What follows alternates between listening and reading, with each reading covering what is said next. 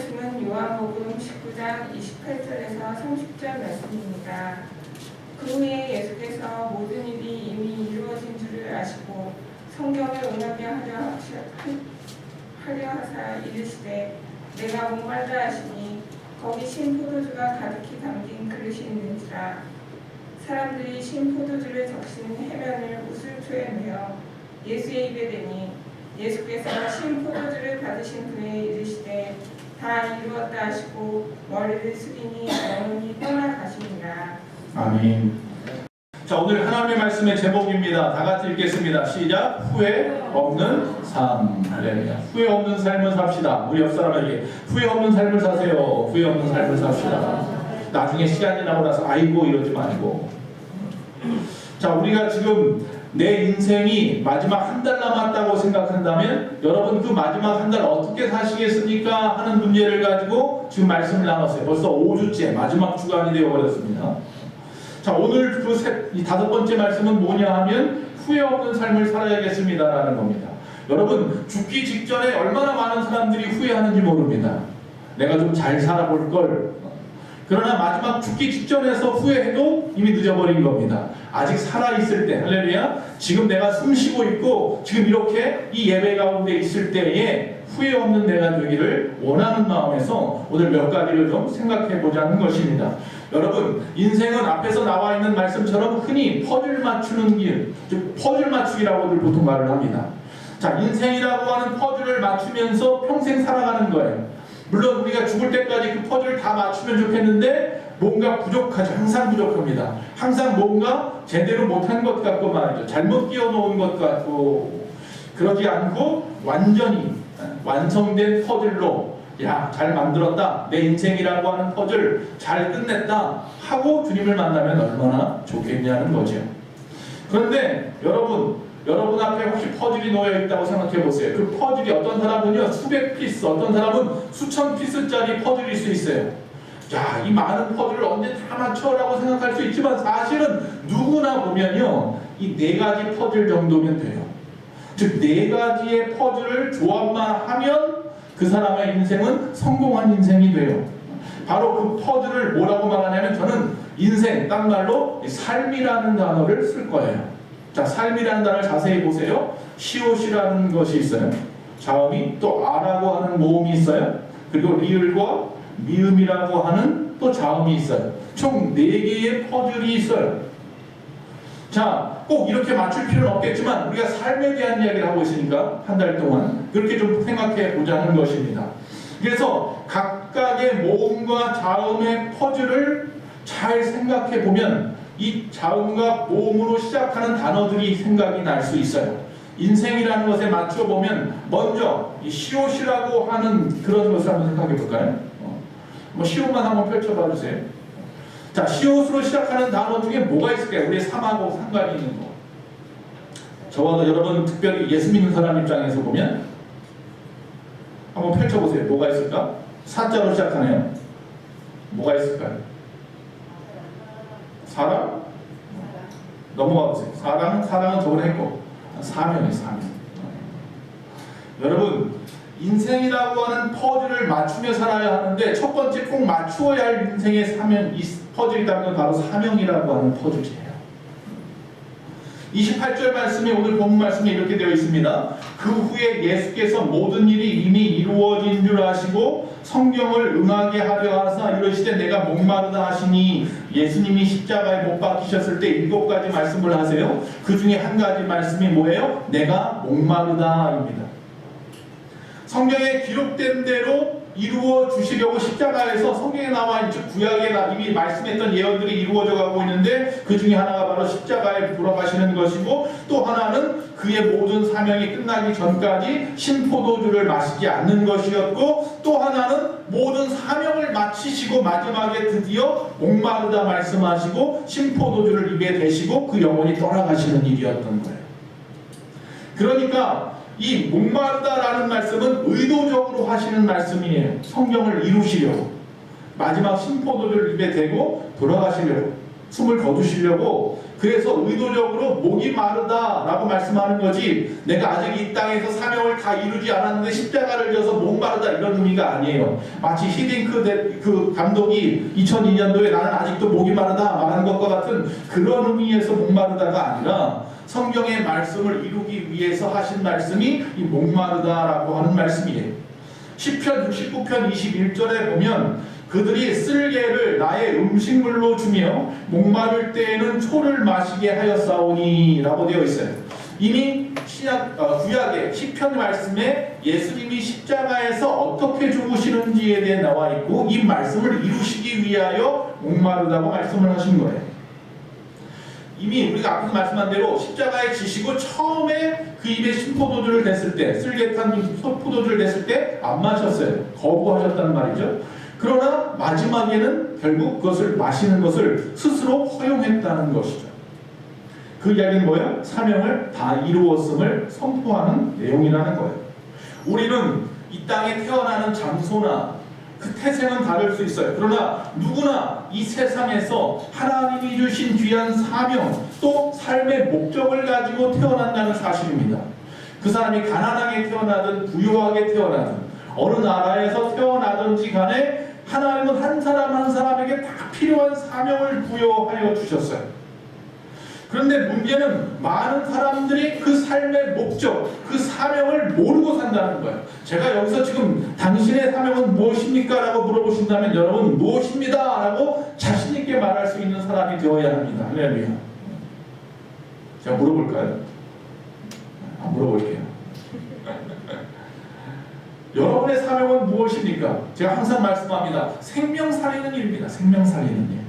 주님이 이 땅에서 하신 그 일을 계속 본받아서 우리가 따라가야 하는데, 그건 바로 생명 살리는 일이에요. 단지 여러분의 지금 상황과 환경에 따라서 맞추어서 하면 되는 것뿐이에요.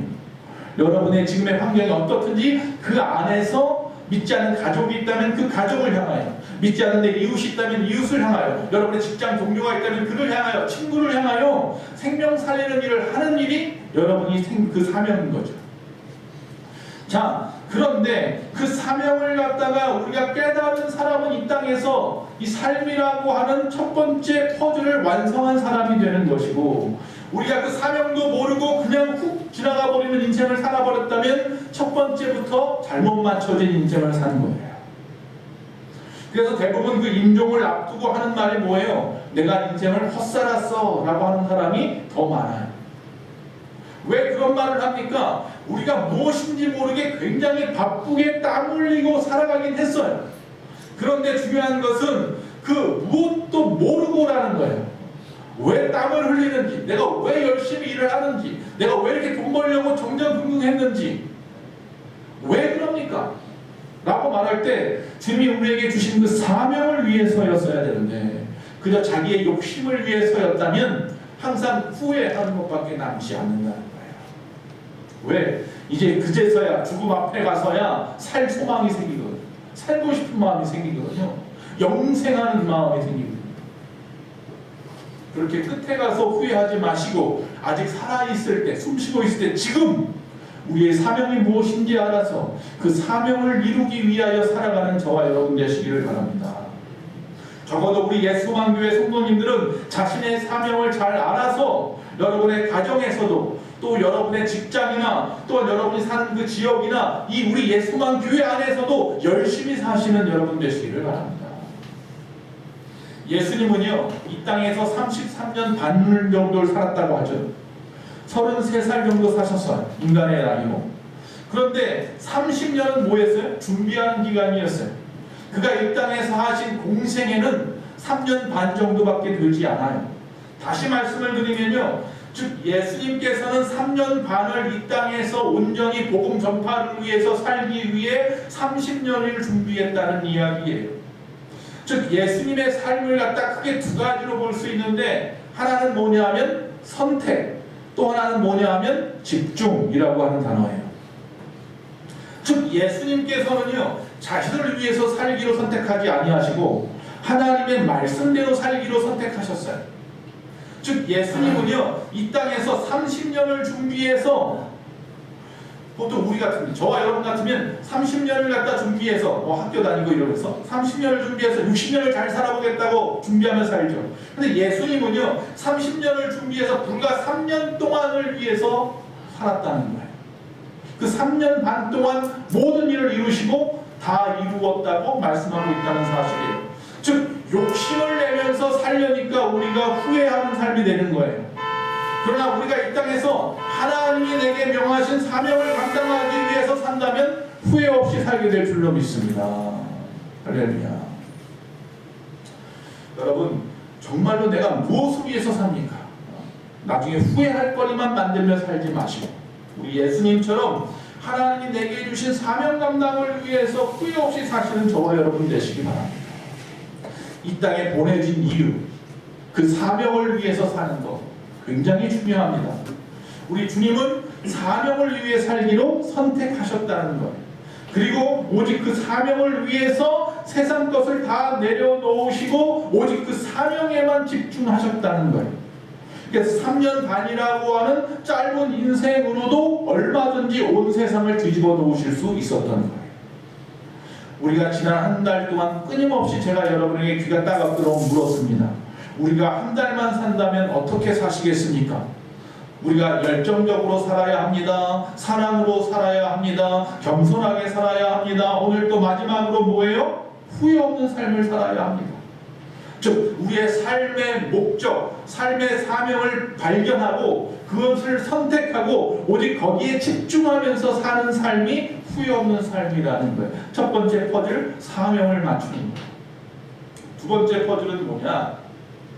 여러분, 삶이라는 단어에 보면 하나의 모음이 나와요. 그게 뭐예요? 아라고 하는 모음이에요. 자, 아라고 하는 모음으로 시작하는 게 뭐가 있을까요? 첫 번째 사명이라는 단어거든요. 아에다 앞에다 하나 붙여봐 주세요. 가짜로 시작하는 거. 뭐가 있을까요? 뭐가 있을까요? 자, 펼쳐보세요. 가족입니다. 가족을 소중하게 그렇게 생각하면서 살아야 한다는 것입니다. 예수님이 십자가에서의 마지막 사명을 다 마치시고 그때서야 지금까지 마시기를 거부했던 신포도주를 마시려고 다 이루었다고 말씀합니다. 목마르다고 말씀하십니다. 그리고 목마르다고 말씀하신 다음에 입에다가 신포도주를 대시고 나서 다 이루었다고 말씀하시고 그리고 나서 그 영혼을 하나님께서 거두어 가셨다라고 합니다. 떠나가셨다고 말하죠. 다시 볼까요? 28절에 그 후에 예수께서 모든 일이 이미 이루어진 줄 아시고, 여기서 중요한 단어는 뭐냐면 그 후에 도대체 뭘 했길래 그거 하고 나서 그 후에 모든 일이 이루어졌다고 말씀하실까? 자, 성경에 보면 여러분 우리가 28절부터 읽었지만 그 앞에 보면 어떤 내용이 나옵니까? 우리가 이미 사랑하며 삽시다라는 말씀과 열정적으로 삽시다라는 말씀은 다 본 말씀인데 또 나오는 이야기예요. 이건 뭐냐면 바로 이 십자가 밑에 12명의 제자 중에서 한 제자는 예수님을 팔았고 한 제자는 예수님을 부인했고 그리고 오직 한 제자만이 십자가 밑에 있었는데 그가 바로 사도 요한이죠. 사도 요한만이 예수님의 십자가를 갖다가 바라봤던 사람이에요. 그 사도 요한에게 누구를 맡기는 일을 했어요? 자신의 육신의 어머니 마리아를 맡기는 일을 하셔요. 그래서 자신의 육신의 어머니 마리아를 사도 요한에게 부탁을 하는 일을 마치시고 그 후에 이렇게 되는 거예요. 그 후에 예수께서 모든 일을 이루어진 줄로 아셨다라고 말하고 있어요. 즉 예수님이 이 땅에서 33년을 사시고 후회 없이 십자가를 지셨는데 그 십자가 위에서까지도 사명을 갖다가 완수하려 하셨는데 바로 마지막 사명이 뭐냐면 가족을 부탁하는 일이었다는 거예요. 두 번째 퍼즐은 가족이에요. 보통 지금 이 시대 이런 이야기하면 뒤떨어진 이야기일 수 있지만 여기 대부분 그런 시대에 살았던 분들이니까 이런 말씀을 드립니다. 보통 남자들은요 태어나면 이 가족의 신경을 쓰면 큰일을 못한다는 말을 가끔씩 들으면서 살아요. 남자가 말이야 가족의 신경 쓰면 큰일 못해. 그래서 보통 밤늦게까지 일을 합니다. 그리고 기껏해서 하는 핑계가 뭐냐면 내 가족을 위해서 내가 밤늦게까지 일을 해 라고 말을 한다는 거예요. 그런데 자신도 하다가 못하니까 맞벌이도 합니다. 맞벌이를 제가 절대로 나쁘다 좋다 이렇게 평가하는 게 절대로 아닙니다. 그런데 보고서에 의하면요, 우리가 맞벌이를 해도요, 그 이익이, 수익의 이익이 30%를 넘지 않는데요. 우리가 보통 100 더하기 100이면 200이 돼야 되는데 100 더하기 100이 200이 되지 않고 보통 130 정도밖에 되지 않는다고요. 그 이유는 뭐냐면 맞벌이 하는 일로 생겨나는 부대 비용이 많이 들어간다는 거예요. 아내도 일을 하면 아내도 똑같이 교통비가 들고 식비가 들고 다 들어가는 거예요. 그러면서 집안에 놓쳐버린 일들은 돈으로 때우는 일들이 많아지는 거죠. 하다못해 애들을 키우는 일조차도 다 돈으로 합니다. 사람을 써서 맡겨놓고 자신은 일하러 갑니다. 이제 그렇기 때문에 평균적으로 30% 이상 수익이 안 된대. 그런데 가장 중요한 걸 그러면서 잃어버리는데 그게 뭐냐면 가족애라는 것을 상실한다는 거예요. 새벽같이 나가서 밤늦게까지 둘 다 힘들어서 와서는 그냥 힘드니까 잠들어 버리는 거죠. 아이들은 아이들대로 방치되어 버리는 거죠. 여러분, 물론 맞벌이 하지 않고도 가정을 돌보지 않는 분들이 있습니다. 나가 돌아다니는 일이 바쁘신 분들이 있어요. 그런 분들에게는 부대 비용이 오히려 더 들죠. 마이너스가 되겠죠. 자, 그래서 중요한 건 뭐냐면요, 교회 다니는 분들도 조심해야 돼요. 내가 교회 일, 주의 봉사 이러면서 교회에 많은 시간을 할애하여서 가정을 소홀히 해서는 안 돼요. 제가 항상 말씀드리지만 구약에서는 하나님이 가정을 만들어 주셨고 신약에 와서 교회를 만들어 주셨기 때문에 교회와 가정이 균형을 이루어야 하는 거예요. 이건 주님이 원하시는 거예요. 한쪽으로 치우치면 안 되는 거예요. 어쨌든 우리가 돈으로 환산해 볼 수 없을 만한 것들을 잃어버리면서 우리는 그것을 가족을 위해서라고 이야기하면서 일하고 있지 않느냐는 거예요. 가족 때문이라고 하는 거짓 행복 체계에 속지 말아야 합니다. 정말로 내 생의 마지막 한 달이 남았다면 당신 무엇을 하고 싶습니까? 라고 물어본다면 대부분의 사람이 뭐라고 말한다고 전에 말씀드렸어요. 가족하고 여행이라도 한번 해보고 싶습니다. 마지막 한 달 남았다고 한다면, 오늘 당장 죽는다면 가장 후회스러운 일이 무엇입니까? 라고 물어보면 또 뭐라고 말합니까? 가족을 위해서 못해준 것 때문에 후회스럽습니다. 이런 말 한다는 거예요. 결국 마지막에 가서 뭐 찾아요? 가족 찾는다는 거예요. 이처럼 문제는 여러분 거의 대부분 이 가족과의 시간을 마지막에나 찾는다는 게 문제예요. 우리가 이런 후회를 하지 않기 위해서 오늘부터라도 가족과 함께 하시는 것이 중요합니다. 가족을 위해서 내가 나가서 열심히 일을 한다. 그건 거짓말이 될 수 있고 핑계라니까요. 함께 하는 게 중요하다라는 거죠. 더 이상 내가 얼마나 열심히 일하는데 누구 때문에 이러는데 라는 말에 속지 마시기 바랍니다. 내가 생각하는 그 사랑의 방법과 가족이 원하는 사랑의 방법이 일치하는 게 중요합니다. 바쁜 일 때문에 내가 내 직장에서 살아가는 그 시간들 때문에 정작 내 삶에서 가장 중요한 사람들과의 일, 그 사람들을 놓치는 일은 없어야 한다는 거예요. 내가 우리 가족 잘 살자고 내가 주일날도 나가서 일하는 거야, 이렇게 말하는 분들이 혹시 계십니까? 아니면 또는 야, 내가 주일날 좀 쉬어야지, 그래야 또 내가 열심히 일할 거 아니야? 라고 말하는 분들이 주변에 계십니까? 여러분, 아닙니다. 저희 아내가 저한테 자주 하는 말이 있습니다. 꼭 뭐만 시키면 바쁘다고 그래요. 꼭 교회 가자고 그러면 바쁘다고 그러고, 꼭 교회 가자고 하면 힘들다고 그러고. 그런 분들이 혹시 계십니까? 여러분, 가족들이 혹시 주일날 같이 엄마와 아빠와 자녀와 함께, 부모와 함께 예배하는 걸 원하고 있지는 않습니다. 예수님도 십자가에서 후회 없는 죽으심을 위해서 그 사명을 알고 마지막까지 그 육신의 어머니를 생각했습니다. 그 사실을 잊어서는 안 됩니다. 그게 예수님의 마지막 사명이었어요. 바로 가족입니다. 후회하지 마시고 오늘부터라도 내 가족을 돌아보십시오. 내 아내, 내 남편, 내 자녀, 내 부모, 아니면 여러분 주변에, 요새는 이웃사촌이라잖아요. 여러분의 주변의 사람들을 한번 돌아보시고, 또 가장 저와 여러분은 세상에 육신의 피는 섞이지 않았을지 모르지만 무슨 피가 흘러요? 예수의 보혈이 흐르잖아요. 즉 교회 안에서 서로 간에 소원하거나 무관심한 건 아닌지, 정말 돌아볼 수 있는 저와 여러분 이미 영적인 가족입니다. 할렐루야. 그렇게라도 돌아보시기 바랍니다. 세 번째 퍼즐입니다. 자, 삶이라는 단어의 밑에 받침 하나가 바로 리을이라고 하는 받침입니다. 자, 첫 단어를 이 리을로 시작하는 단어가 있어요. 자, 첫 단어만 한번 펼쳐봐 주세요. 열이네요. 열자로 시작하는 단어가 뭐가 있을까요? 진짜? 예, 한번 펼쳐봐 주세요. 맞아요. 열매. 열매를 맺어야 해요. 후회 없는 삶을 살려면요, 마지막에 열매를 맺는 삶을 살아야 하는 거예요. 세계적인 경제학자인 리처드 쿡이라고 하는 사람이 뭐라고 말했냐면, 나는 이 사람 굉장한 부자인데 이 땅에서 얼마나 더 살다가 죽을까에 대한 두려움보다, 사람들은 그렇게 생각하는 거예요. 저렇게 돈이 많은데 장수해야지. 그러나 나는 이 땅에서 얼마나 많이 살아가냐, 얼마나 더 살아가느냐 하는 그렇게 살다 죽을까에 대한 두려움보다 내가 이 세상에 살아갔다는 흔적이 없이 죽을까봐 두렵다 그랬어요. 인간이 그래도 이 땅에 태어났으면 흔적은 좀 남겨놓고 가야지. 나무는 뭐를 보고 안다고 그래요? 열매를 보면 안다고 그러잖아요. 사실 저도 꽃을 보고서 이게 무슨 나무인지 잘 몰라요. 큰 해바라기면 모를까, 장미면 모를까. 그러나 그 열매를 보면 안답니다. 자, 여기서 말하는 이 열매를 본다고 할 때 열매는 제가 열정적으로 삽시다고 하는 문제, 즉 이 마지막 후회 없이 살아간다는 오늘 말씀을 하고 있지만, 우리가 마지막 한 달 어떻게 살아야 되느냐 하는 문제 할 때 첫 번째 열정적으로 삽시다 할 때 그 중에 하나가 뭐냐면 풍성한 삶을 살자는 얘기를 했어요. 이 풍성하다는 단어의 원뜻이 뭐냐면 열매 있는 삶이라고 그랬잖아요.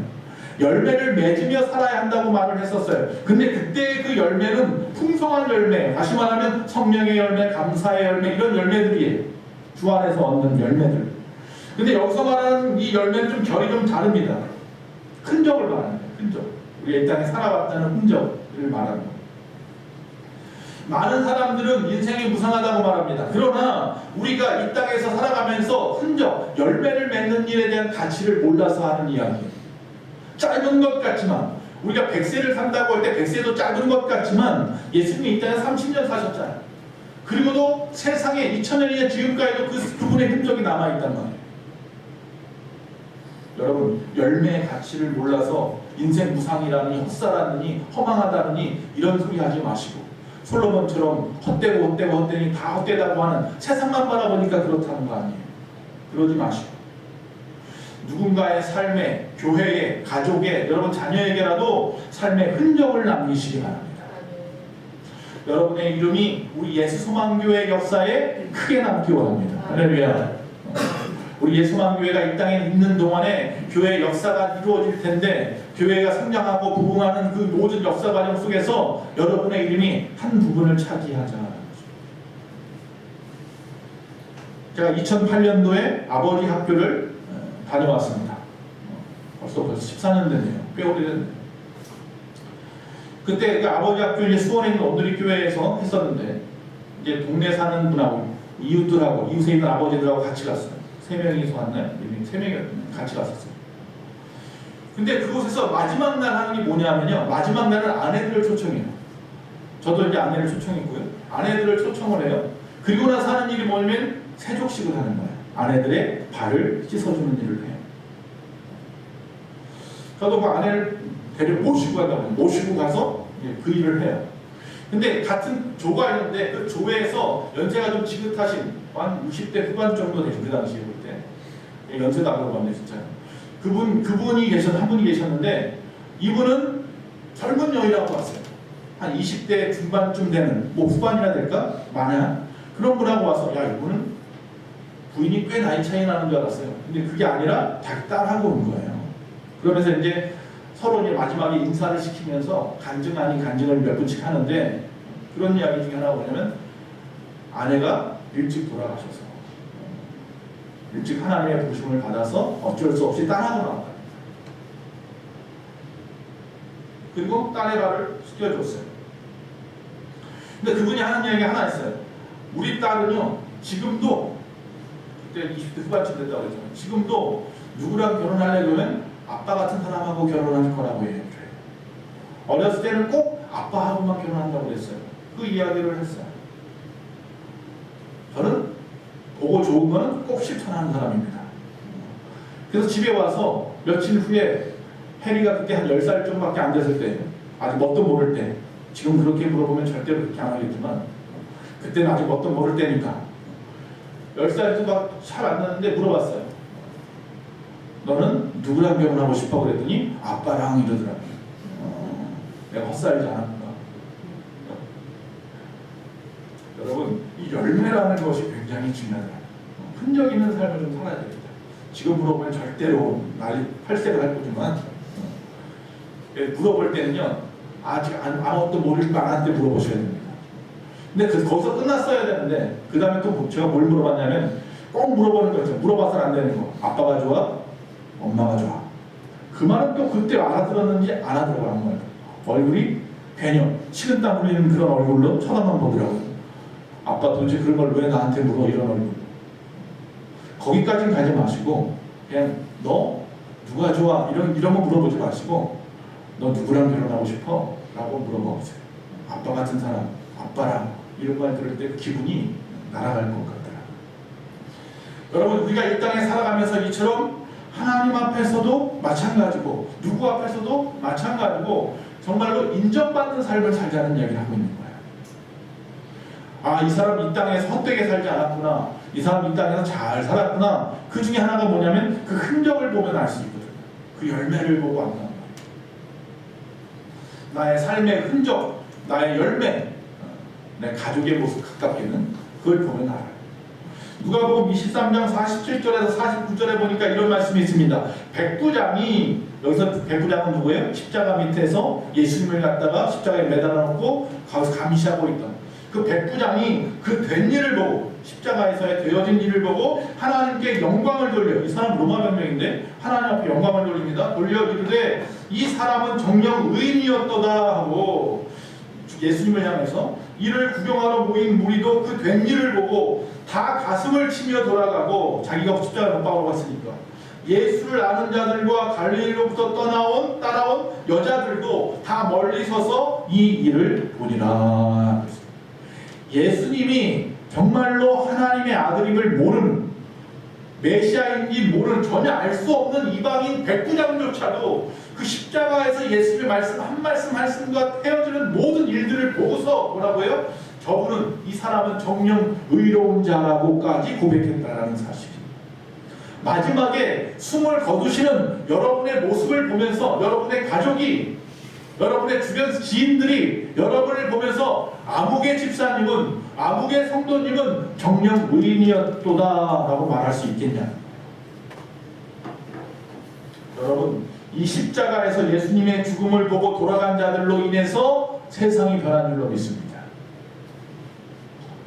여러분, 이 땅에까지 그 놀라우신 주님의 사랑이 흘러 들어와서, 그 흔적이 흘러 들어와서 오늘 저와 여러분이 천국 소망을 갖게 된 줄로 믿습니다. 저는 요새 와서 이런 꿈을 몇 번 꿨어요.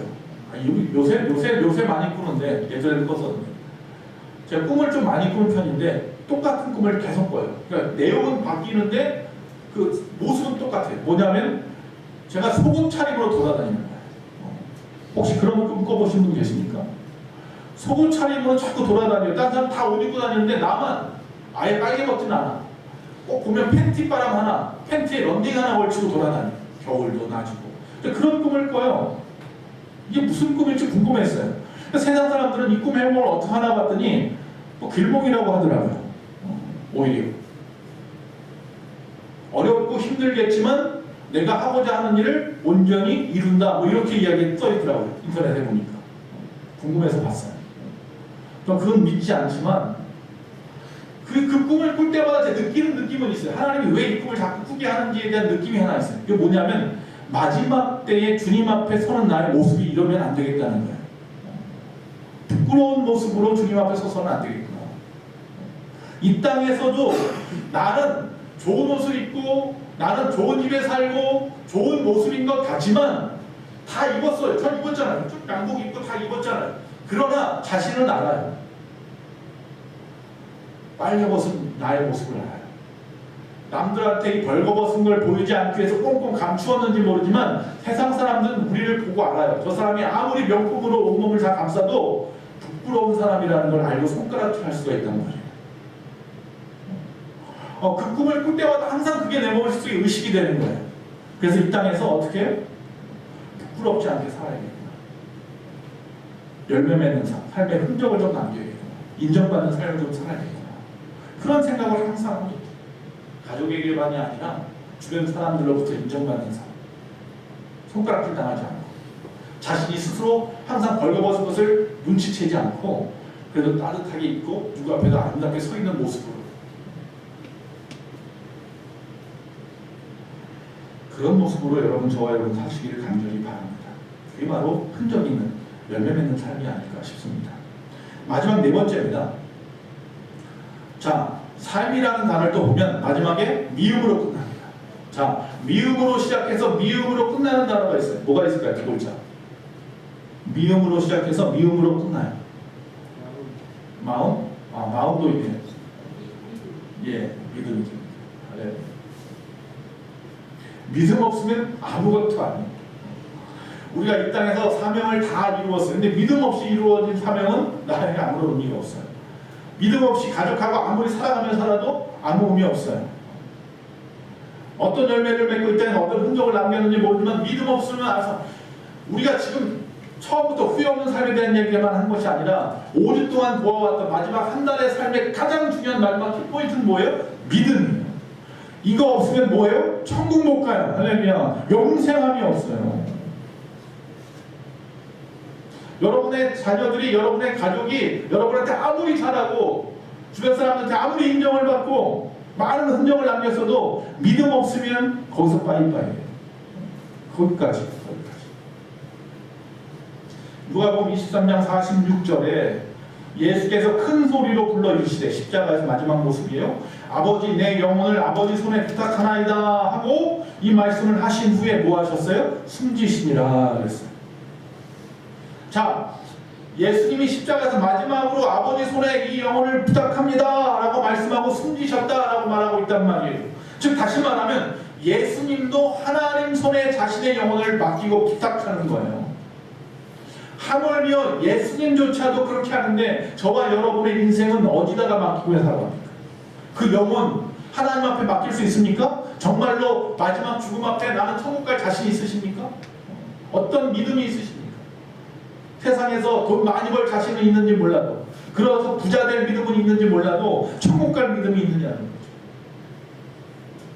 예수님조차 하나님 손에 자신의 영혼을 맡겼는데 그리고 나서 다 이루었다고 말씀을 하셨는데 수많은 장례식장을 저는 가본단 말이죠. 여러분들보다 몇 배로 가봅니다. 그 수많은 장례식장, 한 달에도 한두 번씩 꼭 가는 이 수많은 장례식장을 가면서 제가 느끼는 것은 죽음이 두려워서 무섭고 후회하는 얼굴로 찡그린 얼굴로 눈 뜨고까지 그렇게 숨을 거두시는 분들도 있고 어떤 분들은 오히려 기다렸다는 듯이 편안한 모습으로 잠드는 모습으로 그렇게 숨을 거두시는 분도 있단 말이죠. 그 두 차이, 그 사이는 어떤 일이 일어나길래 전자는 죽음 후에 어디로 가는지 모르는 사람들이 그렇게 죽어요. 그러나 후자는 죽음 후에 하나님의 나라에 간다는 확신이 있는 믿음 있는 사람들이 그렇게 죽더라고요. 우리가 이 땅에서 사명을 이루고 가족의 도리를 다하고 열매 삶의 흔적을 갖다가 많이 남겼다 할지라도 천국 갈 믿음이 막 없으면 허사라. 우리가 인생에 후회 없는 삶을 살면서 그러면 우리의 노력만으로 되느냐? 여러분 믿음은 내가 믿는다 한다고 믿어지는 게 아니잖아요. 성령께서 역사하지 않으면 믿을 수가 없어요. 믿음은 하나님이 나에게 주시는 내 선물이에요.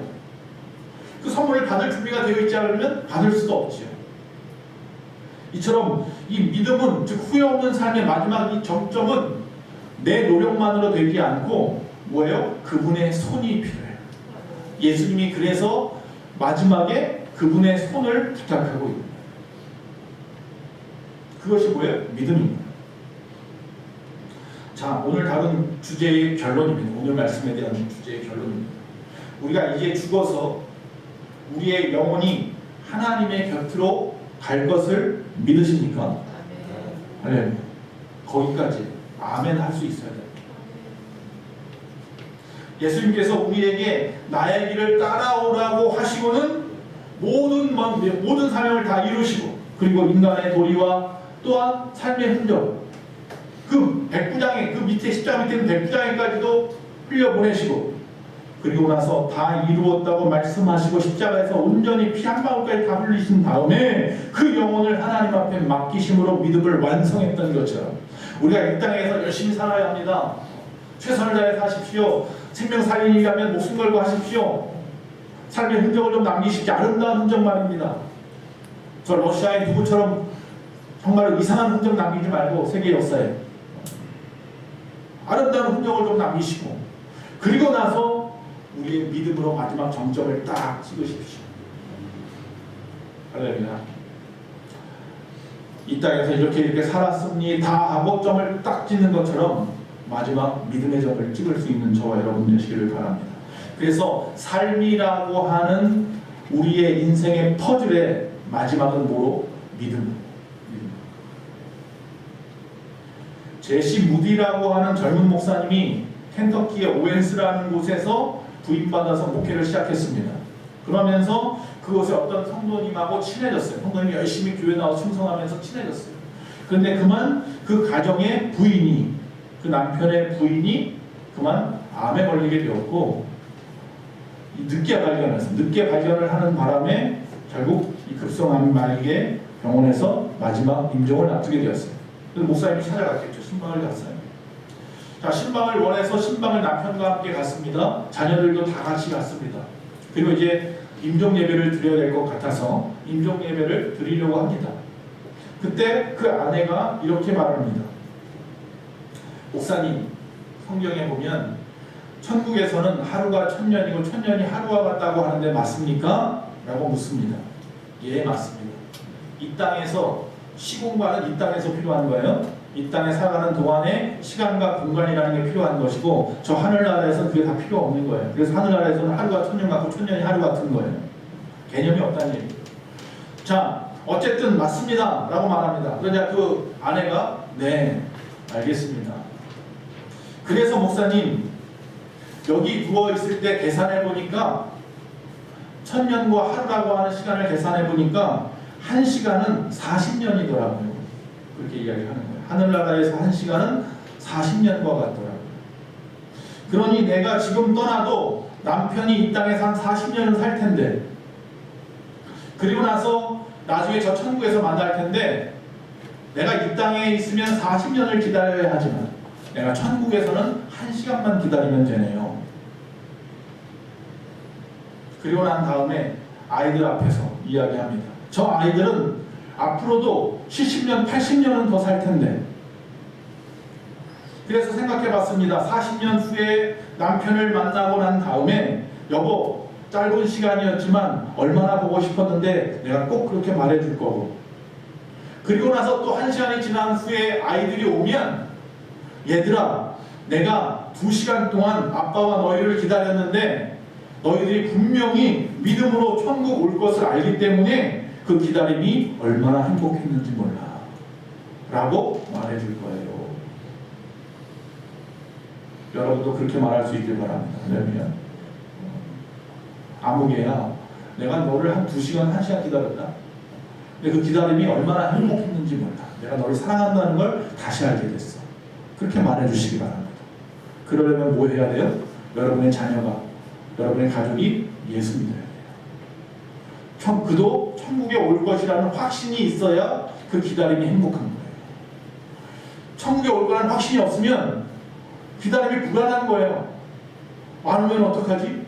지옥에 가면 어떡하지? 여러분, 무엇보다 중요한 것은 믿음인 줄로 믿습니다. 우리가 참 다행스러운 건 뭐냐 하면요, 오늘 이 말씀을 우리가 아직 살아서 나누고 있다는 사실입니다.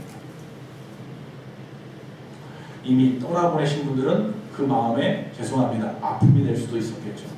그러나 지금부터라도 남아있는 가족과 지금 이 후회 없는 삶을 살아가시기를 간절히 바랍니다. 그래서 삶의 퍼즐을 다 맞추십시오. 사명, 가족, 열매, 믿음이라고 하는 이 4가지 삶의 퍼즐을 다 맞췄으면 처음에는 그래요. 우리가 이 생각 딱 응애하고 태어났을 때부터 살아가면서는 처음에는 나의 삶이 어떤 그림이 그려질지 어떤 의미가 있는지 잘 모를 수 있어요. 그러나 이제 저 하늘나라 이 땅에서의 마지막 삶의 흔적을 남기고 아름답게 살았어 라고 말할 수 있는 내가 되기 위해서는요, 오늘 이 말씀만큼이라도 기억하시고 살다 보면 마지막 천국에 갈 때 후회 없이 갈 줄로 믿습니다. 자, 여기까지 오늘 말씀을 다 마쳤습니다. 자, 빨리빨리 이제 정리만 하고 마치겠습니다. 자, 5주간 말씀 첫 번째, 우리가 첫날 뭐 했어요? 대시로 삽시다 라는 말씀을 나눴어요. 뭐로 살자고요? 대시로 삽시다. 이 대시로 삽시다라는 얘기 뭐냐면, 우리가 여러분 마지막 그 묘비명에 몇 년도에 태어나서 몇 년도에 죽었다라는 얘기가 있고 가운데 대시라고 하는 짝대기가 있다는 얘기 있잖아요. 태어나고 죽는 게 중요하지 않다니까요. 그 가운데 짝대기가 중요하단 말이에요. 우리 인생에서 어떻게 살았느냐가 중요한 거죠. 얼마나 살았느냐, 어디서 태어났느냐가 중요하지 않다는 얘기.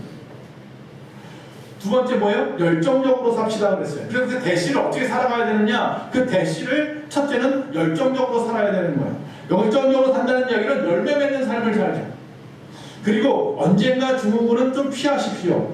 미루지 말자는 거예요. 미루면서 살면 안 된다는 거예요. 오늘 할 일을 오늘 하면서. 그리고 하나님의 영광을 위해서 매일 쳇바퀴 도는 인생을 갖다 좀 획기적인 도전을 위해서 변화를 줄 필요가 있다는 거예요. 오늘부터라도 여러분, 내가 주일날만 나오던 사람이 수요일도 좀 나와보고, 내가 새벽에만 기도하던 사람이 저녁에도 좀 기도해보고, 주일밖에 말씀을 안 읽던 사람이 하루에 한 장씩이라도 성경도 좀 읽어보고, 가족 예배 안 드리던 분들이 가족끼리 모여서 일주일에 한 번이라도 가족 예배라도 좀 드려보고, 이런 획기적인 변화를 자꾸 일으켜 나가야 성장한다는 거예요. 세 번째, 어떻게 살자? 두 번째죠. 그러니까 열정적으로 사랑하며 삽시다. 십자가 위에서 주님처럼 사랑하며 삽시다. 즉 후회 없이 용서하시고 우편 강도까지도 용서하셨던 거죠. 그리고 마지막 한 영혼까지도 사랑하시고, 그리고 인간의 도리를 다 하십시다. 그게 바로 사랑하며 사는 모습이에요. 네 번째, 대시로 사는 것 세 번째, 겸손하게 삽시다. 겟세마네 동산에서 주님의 기도처럼 자신의 연약함을 솔직하게 인정하는 것이에요. 겸손하는 것은 아닌 척하는 사람 되지 마시고 교만한 사람들의 모습이에요. 솔직하게 자신의 그 연약함을 하나님 앞에, 사람들 앞에 인정하고, 그리고 도움을 청하는 것에 부끄러워하지 마시고 하나님 앞에 먼저 도움 구하시고, 또 내 주변에다 도움의 손길을 좀 내밀어 보시고, 그리고 하나님은 합력하여 선을 이루시는 완전하신 분, 완전한 뜻을 이루시는 분임을 신뢰하며 살아가는 것이 겸손하게 사는 것이라고 했어요. 자, 오늘 마지막 말씀, 후회 없는 삶을 뭐라고요? 사명, 가족, 열매, 그리고 마지막 믿음으로 점을 찍는 삶을 사는 것이 바로 후회 없는 삶입니다. 저 십자가 위에 주님이 여러분이 이런 삶을 살기를 응원하고 계시는 줄로 믿습니다. 저도 여러분을 응원합니다. 파이팅! 할렐루야!